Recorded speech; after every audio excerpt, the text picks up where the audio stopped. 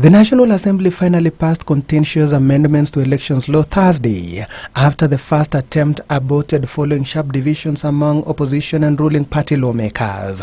After this victory by Jubilee, the leader of government business in the House, Aden Duale, went ahead and made clear his next port of assault. He didn't hide the fact that he has issues with High Court Judge Justice George Odunga. We are sending a very clear message to Judge Odunga. Parliament has, under the new constitution, has its own calendar. Yes.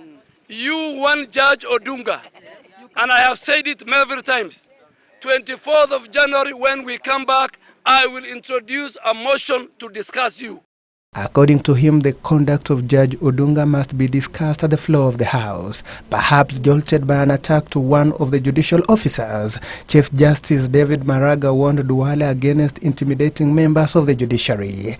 In a strongly worded statement, Maraga said that he will not entertain meddling on his institution by any quarters, charging that under his leadership, the judiciary and judges will continue to discharge their mandate independently. But Duale will surface in a show of defense holding on to his guns. Through several posts in social media, Duale maintained that he will not be intimidated from presenting a notice of motion to discuss the conduct of Justice George Odunga in Parliament in January next year. This defense by Duale has not been received well by many. Political commentator in Nairobi's aspiring Senator Richard Kavemba says Duale is overstepping his boundaries. The likes of Aden Duale are starting to attack the very few judges who have consistently shown independence. Duale needs to know that the judiciary is not there to please the powers that be. Neither is it there to please the opposition. It is there to uphold the rule of law. And sometimes upholding the rule of law goes against the likes of the powers that be. In his view, judiciary is on the right trajectory, and Duale must keep off the affairs of the independent institutions. The Constitution itself gives the judiciary the mandate to interpret the Constitution whenever there is any confusion about any article in the Constitution. So what is it that Duale wants Odunga to do?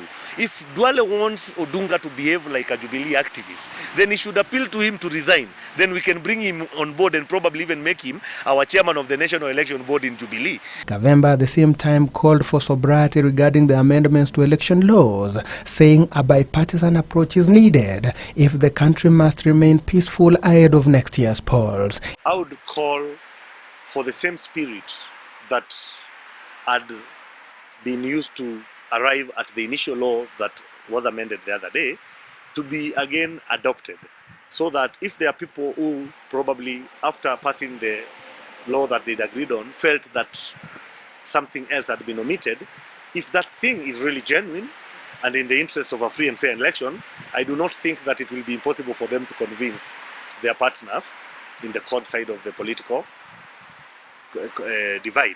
He says the Senate has the opportunity to be on the right side of history when the matter comes up before it Wednesday.